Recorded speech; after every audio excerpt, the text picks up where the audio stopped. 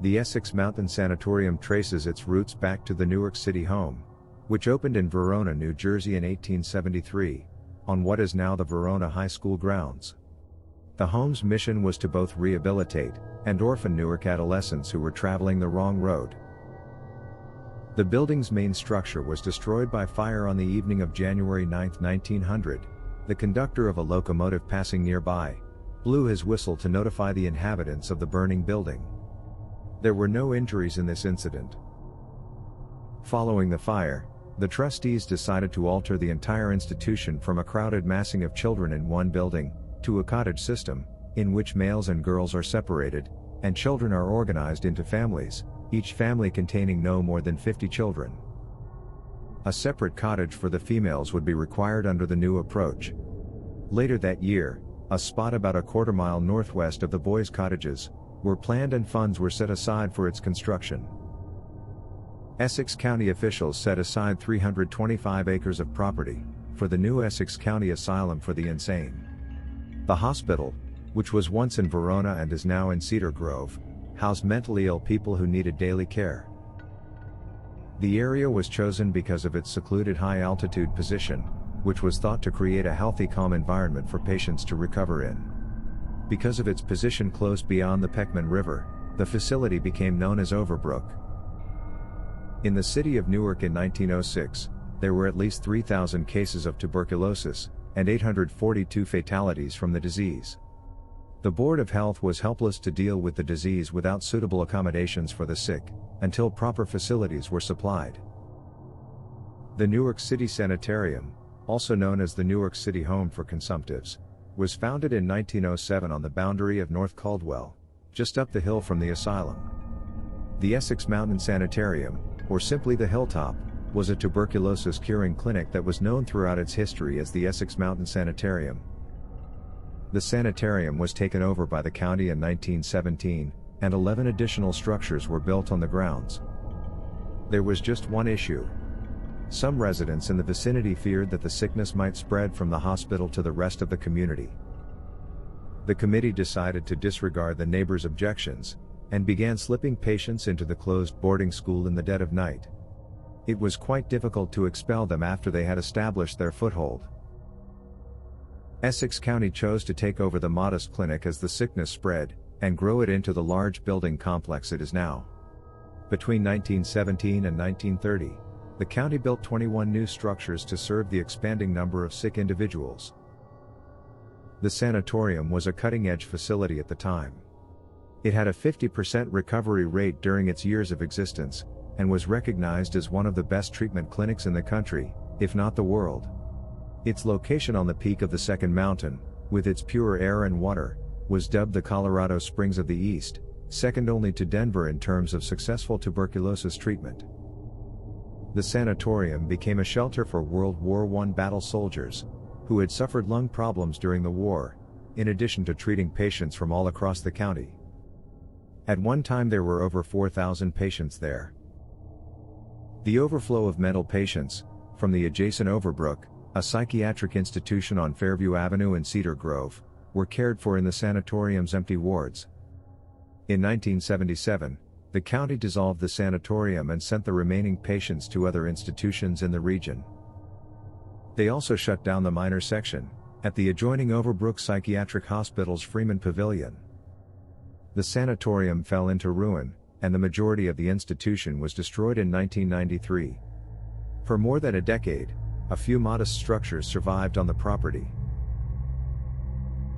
As the years passed, stories of the asylum started to surface, ranging from the strange to the horrifying. The hospital reported a boiler failure in the winter of 1917. 20 individuals died, several of them from exposure to the cold. 32 more people got frostbite. The Great Depression exacerbated the situation. Overbrook, like many other facilities, became overburdened with the hungry, homeless and penniless. Food rationing during World War II resulted in deplorable living conditions and near starvation. The situation was made worse by the conclusion of World War II. Many veterans suffered from shell shock, or post-traumatic stress disorder when they got home. Patient care worsened as a result of the hospital staff's inability to cope with the overcrowding. As part of their rehabilitative occupational treatment, patients were forced to labor on the asylum's farm and in the fields. There were attempted escapes, resident violence, malnutrition, neglect, abuse, and suicides. Hydrotherapy, prefrontal lobotomy, and diathermy were among the barbarous therapies used on many patients. Over 10,000 individuals are said to have perished at Essex County Mental Hospital.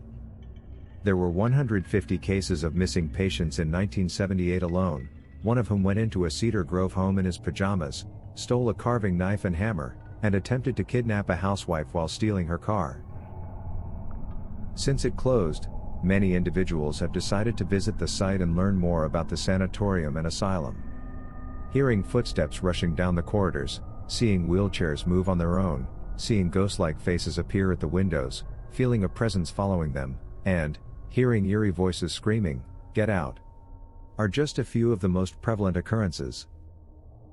Underground at the site is a series of tunnels connecting the buildings together. They were used to transport supplies and patients from building to building. Also, it is believed they used these tunnels to transport the bodies of the patients who had died.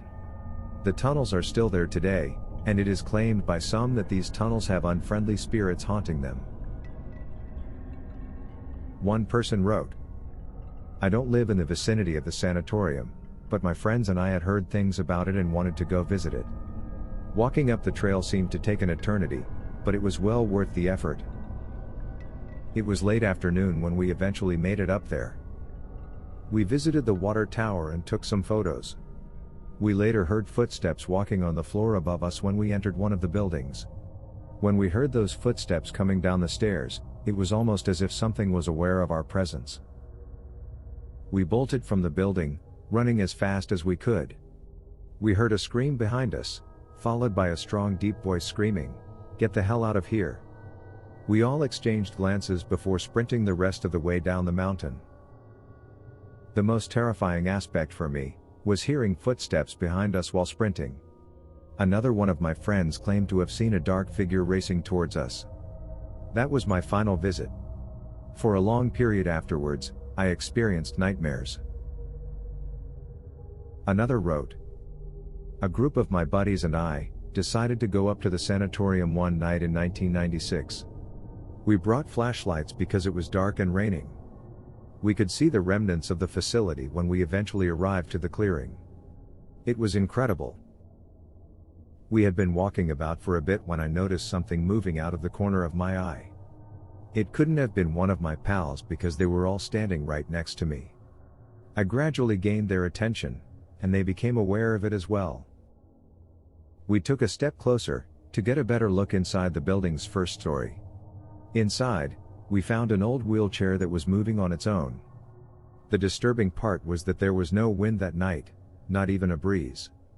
We all made an exit from there really quickly."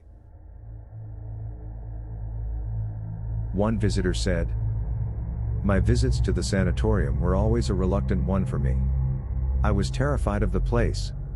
To make matters worse, my buddies were well aware of my feelings and never failed to terrify the living daylights out of me. On a hot afternoon in the early 1990s, we were up there, and those jerks all left me. I was pacing the hallways aimlessly, looking for them. Even in the daytime, walking through the site alone was scary. Strange sounds could be heard coming from all directions. Steps, shattered glass, and strange sounds like someone pulling something could be heard. I took advantage at my first opportunity to escape out of there. I took a step outside onto the center court. When I turned my attention to the large building, I realized that someone was gazing down from one of the windows from around 4 or 5 stories above. Their face was set back, almost disappearing into the darkness of the room, but it was close enough to the window to get some light. I could just make out the face, which was pale, almost ghostly white, with very black eyes. It sat unmoving, staring at me. I froze as my blood ran cold. I wanted to run, but there was no way I was running back into any of the structures. Before I was able to move, the figure slowly turned away from me and vanished into the darkness. My first thought was that whoever it was on their way down to get me. I ran and didn't look back. Another visitor said, in 1989, I went to the Sanatorium for the last time. In college, I was working a summer job in Fairfield, New Jersey. I met this girl who was fascinated by the supernatural and adored everything frightening. She had to see the hospital when I told her about it. We went up there for lunch one day. It was around 12:45 p.m. We drove up from the Caldwell side, by the main building, to where it links to the infirmary, and parked immediately beneath the small bridge, or walkway that connected the two buildings. I was telling her about my experiences when I looked up and noticed what appeared to be a nurse. A dark shadowy silhouette sort of form, strolling slowly over the bridge between the two buildings. It was plain as day and in full daylight. I then drove away as quickly as I could. I never returned there after that. The movie, Choke, starring Angelica Houston, was filmed in Overbrook Insane Asylum. Many members of the team reported paranormal encounters. One of the members claimed to have encountered a demonic dark energy in Building 5, and has refused to speak about it to this day. In 2005, director Clark Gregg, who adapted Chuck Palahniuk's novel for the big screen, decided to film the movie at the abandoned New Jersey Psychiatric Hospital. Gregg recalls, this hospital was a collection of maybe 70 buildings, built in 1910. It was a city for the insane called Overbrook. It's now down to 5 buildings and they were all abandoned. We had these very tough guy cops, who were there training police dogs while we were shooting, and they were so matter of fact that there were 2 ghosts in 2 different buildings. One was a turn-of-the-century Florence Nightingale nurse, but the other wasn't so friendly. He later said, Building 5 had this unspeakable satanic dark energy. The hospital was rented out to another production company, this time from the Travel Channel. They traveled to shoot an episode of Extreme Ghost Adventures, in which a crew of ghost hunters visited the abandoned hospital in search of the supernatural. So what do you think of the Essex Sanatorium? Let us know in the comments below, and as always please like and subscribe.